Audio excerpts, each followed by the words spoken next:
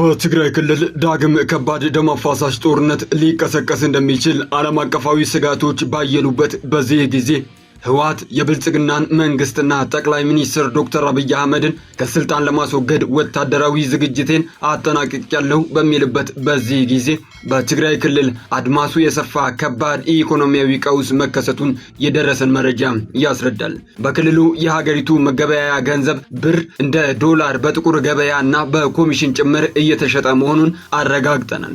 በትግራይ ከፍተኛ የሆነ የጥሬ ገንዘብ እጥረት እየተከሰተ ሲሆን መቀለን ጨምሮ በተለያዩ የክልሉ አካባቢዎች በኤርትራ ናቅፋ በስፋት ግብይት እንደሚደረግ የደረሰን ጥቆማ ያሳያል። ይህም ሌላ ፖለቲካዊ አንድምታ እንዳለው የፖለቲካ ተንታኞች አስተያየቶቻቸውን እየሰጡ ይገኛሉ።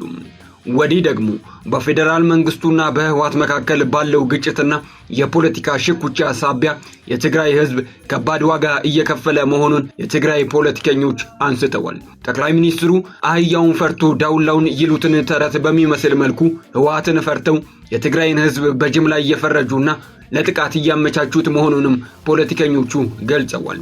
በክልሉ የተደቀነውን አደገኛ የጦርነት ሁኔታ ለመቀየርና ዘላቂ መፍትሄ ለማምጣት እንዲሁም የትግራይ ክልልን ከፌደራሉ መንግስት ጋር አስማምቶ ለማስቀጠል ሲባል በአስቸኳይ የሽግግር መንግስት እንዲመሰረትም ጥሪ ቀርቧል። በህወሓትና በፌደራል መንግስት መካከል የተፈጠረውን ውጥረት ተከትሎ የትግራይ ክልል የድጎማ በጀት አለመለቀቁ ከፍተኛ የጥሬ ገንዘብ እጥረት እንዲፈጠር ምክንያት መሆኑን የክልሉ ነዋሪዎች ገልጸውልናል። ከሰሞኑ በትግራይ ክልል ተጋግሎ የቀጠለው የጦርነት ዝግጅትና የፌደራሉ መንግስት የመከላከያ ሰራዊት አባላትን ወደ ትግራይ ክልል ማስጠጋቱን አይቀሬው ጦርነት የሚጀመርበት ጊዜ መቃረቡን የሚያመላክት መሆኑንም ተጠቁሟል። የተከበራችሁ ተከታታዮቻችን ይህንኑ ርዕሰ ጉዳይ ለዕለቱ የትንታኔ መረጃችን አጀንዳችን አድርገነዋል። ከትግራይ ክልል የመረጃ ምንጮቻችን እንዲሁም በክልሉ ከሚንቀሳቀሱ ፖለቲከኞች ያሰባሰብናቸውን መረጃዎች ወደ እናንተ ማድረሳችንን እንቀጥላለን። ለጠቅላይ ሚኒስትሩ የቀረበውን አስቸኳይ የሽግግር መንግስት እንዲቋቋም የቀረበውንም ጥያቄ በዝርዝር እናስደምጣችኋለን። ለአዳዲስ ወቅታዊና ተአማኒ መረጃዎች ቻናላችንን ሰብስክራይብ በማድረግ ቤተሰብ ይሁኑ። አክብሮታዊ ሰላምታችን በያላችሁበት የዓለም ጫፍ ይድረስ።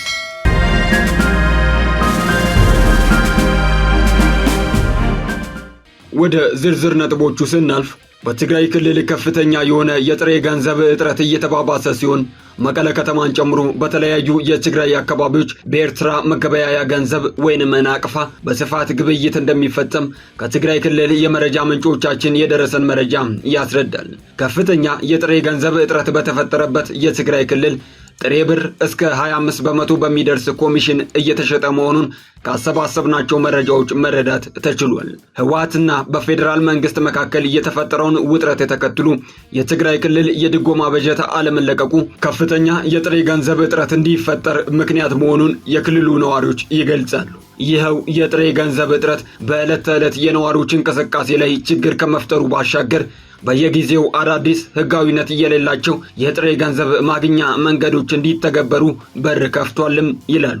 ከቅርብ ጊዜ ወዲህ ጥሬ ብርን በኮሚሽን መሸጥ በስፋት እየተከናወነ የሚገኝ ሲሆን ይህም የነዋሪዎችን እንቅስቃሴ በ2013 ዓመተ ምህረት ጦርነት ወቅት ወደ ነበረው ሁኔታ መልሶታል። ከጥቅምት ወር 2018 ዓመተ ምህረት ጀምሮ ከፌደራል መንግስት የሚላከው የድጎማ በጀት መቋረጥ እንዲሁም በክልሉ ፖለቲካዊና ወታደራዊ አመራሮች መካከል የተፈጠረው ውስጣዊ ክፍፍልና የግጭት ድባብ ተዳምሮ ባንኮች ለጥሬ ገንዘብ እጥረት እንዲዳረጉ ምክንያት ሆኗል። ብዙዎች በ2013 ጦርነት ወቅት ያጋጠመው አይነት ሁኔታ ሊፈጠር ይችላል በሚል ስጋት በባንኮች ያስቀመጡትን ገንዘብ በብዛት አውጥተዋል። በተለይም ባለፉት 3 ወራት ከፍተኛ መጠን ያለው ጥሬ ገንዘብ ከባንኮች ውጪ መደረጉን በክልሉ ከሚገኙ ባንኮች ለመረዳት ተችሏል። በክልሉ የሚገኙ ባንኮች ደንበኞቻቸው የሚፈልጉትን ያህል ገንዘብ መስጠት ባለመቻላቸው ነዋሪዎች ለዕለት ተዕለት እንቅስቃሴ የሚሆን ጥሬ ገንዘብ ለማግኘት ተጨማሪ ክፍያዎችን ለመክፈት ተገደዋል። በክልሉ የሚገኙ ባንኮች ለአንድ ደንበኛ በቀን የሚሰጡትን የጥሬ ገንዘብ መጠን በከፍተኛ ሁኔታ ገድበውታል። የጥሬ ገንዘብ እጥረቱ በተባባሰባቸው እንደ መቀለ፣ አዲግራት፣ አክሱምና አድዋ ያሉ ከተሞች የሚገኙ ባንኮች በአብዛኛው ጥሬ ብር የለንም በማለት ደንበኞቻቸውን እስከ መመለስ መድረሳቸውንም ከነዋሪዎች ሰምተናል።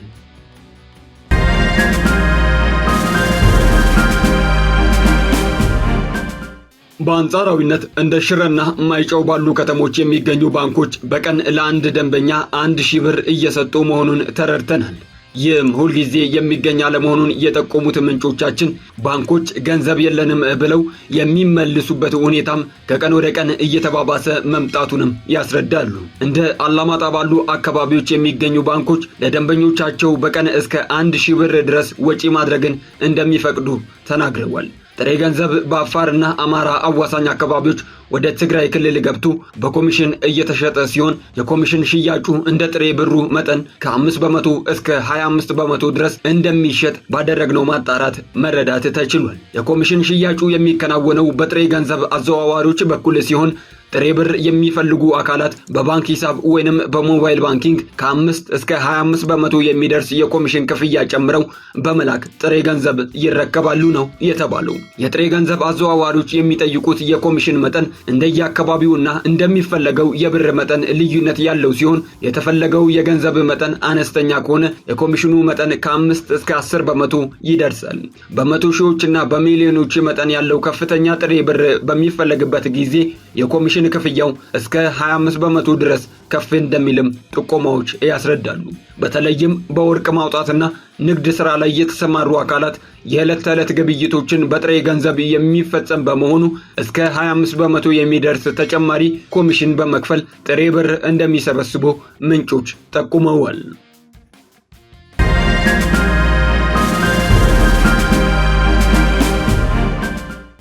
በክልሉ የተፈጠረው የጥሬ ገንዘብ እጥረት ለተፈናቃዮችና እርዳታ ለሚሹ የማህበረሰብ ክፍሎች እንዲሁም ሰብአዊ ድጋፍ ለሚያቀርቡ ግብረሰናይ ድርጅቶች ፈታኝ እንደሆነባቸው ምንጮች ተናግረዋል። በአይነትና በገንዘብ ድጋፍ የሚያደርጉ የረድኤት ድርጅቶች በቀጥታ የጥሬ ገንዘብ ድጋፍ ማድረግ አለመቻላቸውን የረድኤት ተቋማት ሰራተኞች ተናግረዋል። ድርጅቶቹ ከዚህ ቀደም ገንዘብ ድጋፍ የሚያደርጉት በጥሬ ገንዘብ የነበረ ቢሆንም አሁን ላይ ግን በተረጂዎች የባንክ ሂሳብ ለማስተላለፍ መገደዳቸውን ገልጸዋል። በዚህም አንዳንድ የባንክ ሂሳብ ቁጥር የሌላቸው ተረጂዎች የገንዘብ ድጋፍ የማያገኙበት ሁኔታ እየተፈጠረ መሆኑን ተገልጿል። የገንዘብ እርዳታውን በባንክ ሂሳብ ቁጥራቸው መቀበል እየቻሉ ተረጂዎች በቀላሉ ከባንክ አውጥተው ለመጠቀም እየተቸገሩ ሲሆን ተረጂዎች ጥሬ ብር ለማግኘት ባንኮች ወዳሉባቸው ከተሞች ደርሰው ለመመለስ ለከፍተኛ የትራንስፖርት ወጪ እየተዳረጉ መሆናቸውን የሚገልጹት የረድኤት ድርጅቶች ሰራተኞች አብዛኞቹ ተረጂዎች በገጠራማ አካባቢዎችና በመጠለያ ጣቢያዎች የሚገኙ በመሆናቸው እምብዛም የዲጂታል ገንዘብ ዝውውር አማራጮችን እንደማይጠቀሙ ያስረዳሉ። ምንም እንኳን ችግሩ የከፋ ሲመጣ የዲጂታል ክፍያ አማራጮች እየተለመዱ ቢመጡም በተረጂዎች ዘንድ ግን ውስንነቶች እንዳሉ ተገልጿል። አጠቃላይ በክልሉ የተከሰተው የጥሬ ገንዘብ እጥረት በከተሞች አካባቢ ያለውን የግብይት ስርዓት በከፍተኛ ደረጃ ወደ ዲጂታል አማራጮች አዙሮታል። በከተሞች ከትንሽ እስከ ከፍተኛ ግብይቶች ወደ ዲጂታል የገንዘብ ዝውውር የተሸጋገሩ ቢሆንም በገጠራማ አካባቢዎች ግን ይህ አይነቱ አማራጭ እምብዛም እንደሌለ ተጠቁሟል። በክልሉ የተፈጠረው የጥሬ ገንዘብ እጥረት ከሌሎች ኢኮኖሚያዊ፣ ማህበራዊና ፖለቲካዊ ጫናዎች ጋር ተዳምሮ በክልሉ ያለውን የኑሮ ውድነት ይበልጥ እያባባሰው እንደሚገኝ ተገልጿል። ለበርካታ ህገወጥ መንገዶች በር የከፈተው የጥሬ ገንዘብ እጥረት የኤርትራ መገበያያ ገንዘብ የሆነውን ናቅፋ እስከ አዲግራትና አድዋ ከተሞች ድረስ እንዲሰራጭ ምክንያት መሆኑን የአካባቢው ነዋሪዎች ተናግረዋል።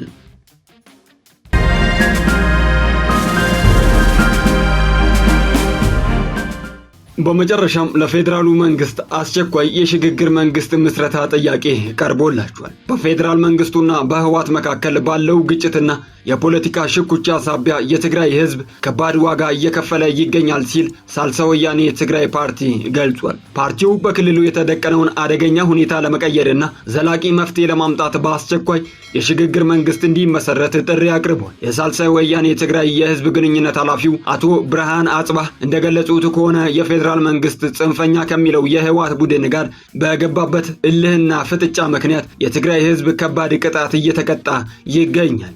ህወሓት በአሁኑ ወቅት የሚዲያ ፕሮፓጋንዳ ዘመቻውን አጠናክሮ በቀጠለበት ሌላ አዲስ ጦርነት ለመክፈት ከጫፍ መድረሱን የጠቆሙት አቶ ብርሃን ዓለም አቀፍ ተቋማትና ማህበረሰቡ በክልሉ እየተጎሰመ ያለውን የጦርነት ነጋሪት በአስቸኳይ እንዲያስቆሙ ጠይቀዋል። የክልሉ ህዝብ የህወሓትን አካሄድ አበክሮ እየተቃወመ እንደሚገኝ ያመላከቱት ኃላፊው ህዝቡ ከጦርነት ስጋት ባሻገር በጥሬ ገንዘብ እጥረትና መሰረታዊ አገልግሎቶች መቋረጥ እየተፈተነ በመሆኑ የፌዴራል መንግስቱ ከህወሓት ጋር ያለውን የፖለቲካ ፍጥጫ ወደ ጎን በማለት ያለምንም ቅድመ ሁኔታ የህዝቡን አጣዳፊ ጥያቄዎች እንዲመልስም አሳስበዋል። አሁን ሊቀሰቀስ የሚችል ማንኛውም ጦርነት ውጤቱ የማይገመትና የጦርነቱ ባህሪም እጅግ አደገኛ መሆኑን ያስገነዘቡት አቶ ብርሃን የአካባቢውንና የዓለም አቀፍ ሀያላን መንግስታት አዳዲስ የጦር መሳሪያዎቻቸውን በተዋጊ ኃይሎች አማካኝነት የሚፈቱበት የውክልና ጦርነት ሊሆን እንደሚችልም ጠቁመዋል። ይህም በትግራይ ህዝብ ላይ ብቻ ሳይሆን በሀገሪቱ ህልውና እንዲሁም ሙሉ በሙሉ በምስራቅ አፍሪካ ቀጠና ላይ የከፋ ጥፋት የሚያስከትል በመሆኑ በክልሉ የሽግግር መንግስት መመስረት አስፈላጊ እንደሆነ ገልጸዋል። በዚህ ረገድ ጠቅላይ ሚኒስትር ዶክተር አብይ አህመድ በተደጋጋሚ ከሚያሰሙት የህወሓት ትችት ባሻገር ከፌዴራል መንግስቱ በይፋ የተሰጠ ማብራሪያ የሌለ ሲሆን ዓለም አቀፉ ተቋማትና የሰብአዊ መብቶች ድርጅቶች ግን በትግራይ ሊከሰት ስለሚችለው ዳግም ጦርነት ያላቸውን ከፍተኛ ስጋት ገልጸው የፕሪቶሪያው የሰላም ስምምነት ሙሉ በሙሉ እንዲተገበርና ለሰላም አማራጮች ቅድሚያ እንዲሰጥም እያሳሰቡ ይገኛሉ።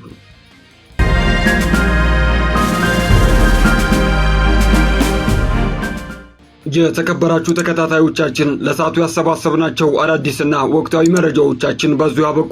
በሌሎች አዳዲስና ወቅታዊ መረጃዎች እስክንገናኝ ሰላም ቆዩ። ለአዳዲስ ወቅታዊና ታማኒ መረጃዎች ቻናላችንን ሰብስክራይብ በማድረግ ቤተሰብ ይሁኑ።